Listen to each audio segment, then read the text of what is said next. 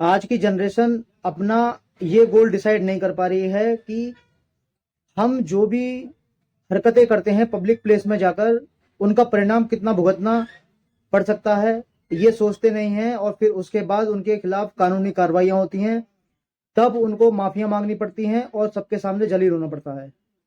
नमस्कार दोस्तों, मैं प्रतीक कुमार एडवोकेट आज फिर एक वीडियो में आपका स्वागत करता हूं। उम्मीद करता हूं आप और आपके परिवार में सभी बहुत अच्छे होंगे, सुखमय और मंगलमय होंगे। अभी 1 या 2 दिन ही हुआ है और होली का त्यौहार सभी लोगों ने मनाया। और इस होली के पर्व में जो नई जनरेशन है उसने न जाने कितने कितने गुण खिलाए।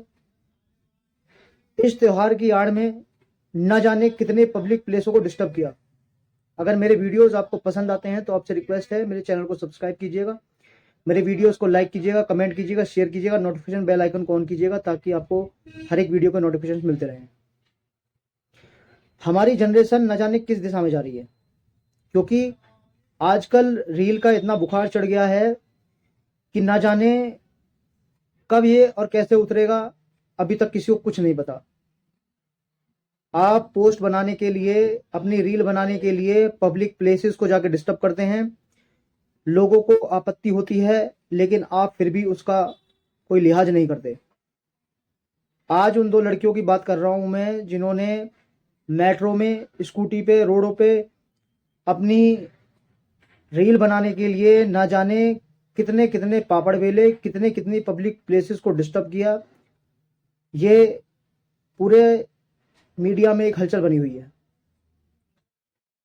अब जब डिस्टरबेंस हुआ, ये चीजें खुल के लोगों ने इस पर आपत्ति जताई, वीडियोस को वायरल होने लगे और लोगों ने शिकायत करना चालू हुई, तो 33,000 रुपए का उनके खिलाफ हजारों में चालान काट दिए गए।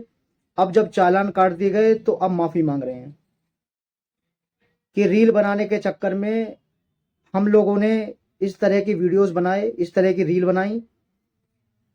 हमें नहीं पता था कि किसी से इसकी भावनाएं आहत होंगी। अब हमारे पास इतने पैसे नहीं है कि हम चालान भर सकें। आप नादान बच्चे तो हो नहीं कि आपको ये तो पता होना चाहिए कि आप मेट्रो में बैठकर किस तरह की हरकतें कर रहे हैं, मेट्रो में किस तरह के रंग प्रदर्शन कर रहे हैं, स्कूटी पे चलते हुए किस तरह का प्रदर्शन कर रहे हैं, रोड पर लेटकर किस तरह का प्रदर्शन कर रहे हैं। अच्छी खासी आपको समझ है। जब आपके खिलाफ चालान हो गए, कानूनी कार्रवाइयां हो गई, अब गिरफ्तारी का डर सता रहा है, तब आपको ये नजर आया, तब आप माफी मांगने लगे, क्योंकि आप पब्लिक न्यूसेंस करते हैं, आप पब्लिक को डिस्टर्ब करते हैं। और उसके बाद अपने आप को पॉपुलर होने के लिए आप रील बनाने के लिए किस भी हद तक गुजर सकते हैं। आपकी इन वीडियोस को देखकर तो ये लगता है।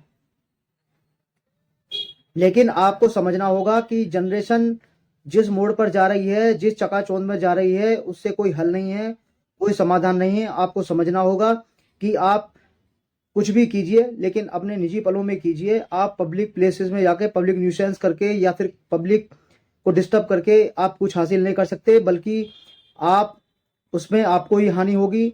जिस तरह के चालान आपके खिलाफ हुए हैं, और फिर उस तरह की और भी कठोर कानूनी कार्रवाई आपके खिलाफ हो सकती हैं। आप समझिए कि आप गलत हैं, आपको अपनी चीज़ें सुधारनी होंगी। आपको अपना जो स्टैंडर्ड है, लिविंग ऑफ लाइफ है, वो आपको चेंज करनी होगी, तभी आप इस समाज में कुछ अच्छा कर सकते हैं।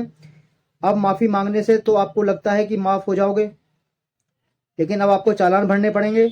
जो भी कानून के प्रोसीजर हैं उनसे आपको गुजरना पड़ेगा, क्योंकि आप रील बनाते समय ये तो भूल जाते हैं कि हम कर क्या रहे हैं, बस अपनी चकाचौंध में लग जाते हैं और उसके बाद नहीं देखते कि पब्लिक पे क्या बीत रही है, पब्लिक उससे आहत हो रही है या नहीं हो रही है। आप हिंदुस्तान में रहने वाले हैं, आपको किसी ने ये नहीं कहा कि आप ऐसा कर लो या वैसा कर लो, लेकिन आप पब्लिक प्लेस में जाके इस तरह की हरकतें ना करें, पब्लिक प्लेस को डिस्टर्ब ना करें। आपकी अपना फंडामेंटल राइट्स है, आपकी अपनी प्राइवेसी है, आपकी अपनी निजी लाइफ है, उसमें आप जो भी चाहे कुछ भी करें, आपसे कोई क्वेश्चन करने वाला नहीं है। लेकिन आप पब्लिक प्लेस में जाके पब्लिक डिस्टर्बेंस करेंगे, उल्टी सीधी हरकतें करेंगे, तो फिर वो उस पर एक्शन लिया जाएगा। कानून के प्रति जो भी प्रक्रिया है उससे फिर आपको गुजरना पड़ेगा। तो इन सब चीजों से ये जो हमारी जनरेशन है, इनको बचना होगा।